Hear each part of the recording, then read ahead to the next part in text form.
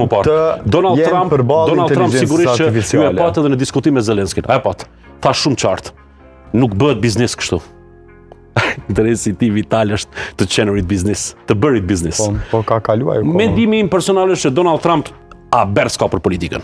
Ky është mendimi im. Haber s'ka për politikën, për geopolitikën, për diplomacinë edhe për shumë çështje tjera thelpsore që i takojnë të drejtat njerëzit, konventin e drejtat njerëzit, shteteve, sisteme parlamentare, prezidenciale etj. Prandaj duhet të kemi kujdes, thjesht tira ime publike është të kemi kujdes. Është një kryer i një shteti i cili është nona dhe babe e shtetit tonë. Nuk besoj që duhet ndoshta ta të hyjmë deri në çatim, mbi të gjitha ka fitu sovranin. Po ka fitu sovranin, po pse unë po respektoj demokracinë, pa jap mendimin tim apo jo. Prandaj vetëm një gjë ta kesh me dije.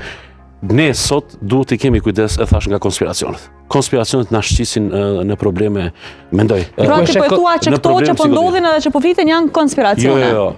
Konspiracionistët që po hedhin teza, hipoteza, ndonjëherë edhe madje edhe metafizike, se po t'ishin vetëm fizike ose të prekshme objektive, do t'i analizojmë me vëmendje, po të thuash se mund të ndodhi kjo, Shtetet Bashkuara të Amerikës po fshin një arsenal armësh bërthamore ose Rusia në tjetër po përgatit një goditje me trupa çeçen në Kosovë, thjesht ato që kam dëgjuar. Djali Donald Trump ka ardhur në Beograd, po paraqitet një rrezik i jashtëzakonshëm për Kosovën, për kryeministrin e Kosovës etj. Këto janë thjesht propaganda ose paragjykime politike. A kanë të bëjnë me këto, zotri Bilal? Mendoj, ezoterika është një drejtim që merret, fetarët i thonë me gajbin, në shkencë thonë me të fshehtën. Mirë është ta njofsh këtë problematikë, por mendoj që